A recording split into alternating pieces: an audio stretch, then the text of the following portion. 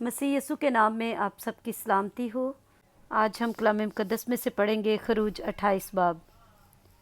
और तू बनी इसराइल में से हारून को जो तेरा भाई है और उसके साथ उसके बेटों को अपने नज़दीक कर लेना, ताकि हारून और उसके बेटे निदब और अबीहू और अलीअज़र और इतमर कहानत के ओहदा पर होकर मेरी खिदमत करें। और तू अपने भाई हारून के लिए इज़्ज़त और ज़ीनत के वास्ते मुक़द्दस लिबास बना देना। और तू उन सब रोशन ज़मीरों से जिनको मैंने हिकमत की रूह से भरा है, कह के वो हारून के लिए लिबास बनाए, ताकि वो मुक़द्दस होकर मेरे लिए काहिन की खिदमत को अंजाम दे। और जो लिबास वो बनाएंगे ये हैं, यानी सीना बंद और अफूद और जुब्बा और 4 खाने का कुर्ता और अमामा और कमरबंद। वो तेरे भाई हारून और उसके बेटों के वास्ते ये पाक लिबास बनाए, ताकि वो मेरे लिए काहिन की खिदमत को अंजाम दे। और वो सोना और आसमानी और अर्गवानी और सुर्ख रंग के कपड़े और महीन कतान लें, और वो अफूद सोने और आसमानी और अर्गवानी और सुर्ख रंग के कपड़ों और बारीक बटे हुए कतान का बनाए, जो किसी माहिर उस्ताद के हाथ का काम हो।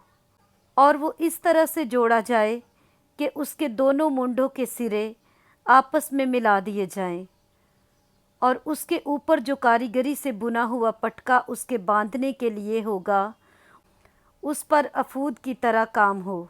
और वो उसी कपड़े का हो, और सोने और आसमानी और अर्गवानी और सुर्ख रंग के कपड़ों और बारीक बटे हुए कतान का बुना हुआ हो। और तू 2 सुलेमानी पत्थर लेकर उन पर इसराइल के बेटों के नाम कंधा कराना। उनमें से 6 के नाम तू एक पत्थर पर और बाकियों के 6 नाम दूसरे पत्थर पर उनकी पैदाइश की तरतीब के मुआफिक हों। तू पत्थर के कंधाकार को लगाकर अंगिश्तरी के नक्श की तरह इसराइल के बेटों के नाम उन दोनों पत्थरों पर कंधा करा के उनको सोने के खानों में जुड़वाना, और दोनों पत्थरों को अफूद के दोनों मुंडों पर लगाना, ताकि ये पत्थर इसराइल के बेटों की यादगारी के लिए हों। और हारून उनके नाम खुदावंद के रूबरू अपने दोनों कंधों पर यादगारी के लिए लगाए रहे। और तू सोने के खाने बनाना, और खाली सोने की 2 जंजीरें डोरी की तरह गुंदी हुई बनाना, और इन गुंदी हुई जंजीरों को खानों में जड़ देना। और अदल का सीना बंद किसी माहिर उस्ताद से बनवाना, और वो अफूद की तरह सोने और आसमानी और अर्गवानी और सुर्ख रंग के कपड़ों और बारीक बटे हुए कतान का बनवाना। वो चुखुंटा और दोहरा हो, उसकी लंबाई 1 बलिश्त और चौड़ाई भी 1 ही बलिश्त हो। और 4 कितारों में उस पर जवाहर जड़ना। पहली कितार में याकूवत सुर्ख और पुखराज और गोहरे शब चिराग हों। दूसरी कितार में जमुर्द और नीलम और हीरा। तीसरी कितार में लशम और यशम और याकूवत। चौथी कितार में फ़ेरोज़ा और संगे सुलेमानी और ज़बरजद। ये सब सोने के खानों में जड़े जाएं। ये जवाहर इसराइल के बेटों के नामों के मुताबिक शुमार में 12 हों, और अंगिश्तरी के नक्श की तरह ये नाम जो 12 कबीलों के नाम होंगे उन पर कंधा किए जाएं। और तू सीना बंद पर डोरी की तरह गुंदी हुई खालिस सोने की 2 जंजीरें लगाना, और सीना बंद के लिए सोने के 2 हलके बनाकर उनको सीना बंद के दोनों सिरों पर लगाना। और सोने की दोनों गुंदी हुई जंजीरों को उन दोनों हलकों में जो सीना बंद के दोनों सिरों पर होंगे लगा देना। और दोनों गुंदी हुई जंजीरों के बाकी दोनों सिरों को दोनों पत्थरों के खानों में जड़कर उनको अफूद के दोनों मुंडों पर सामने की तरफ लगा देना। और सोने के और 2 हलके बनाकर उनको सीना बंद के दोनों सिरों के उस हाशिया में लगाना जो अफूद के अंदर की तरफ है। फिर सोने के 2 हलके और बनाकर उनको अफूद के दोनों मुंडों के नीचे उसके अगले हिस्सा में लगाना, जहां अफूद जोड़ा जाएगा, ताकि वो अफूद के कारीगरी से बुने हुए पटके के ऊपर रहे। اور وہ سینہ بند کو لے کر اس کے حلقوں کو ایک نیلے فیتے سے باندھ دیں تاکہ یہ سینہ بند افود کے کاریگری سے بنے ہوئے پٹکے کے اوپر بھی رہے اور افود سے بھی الگ نہ ہونے پائے۔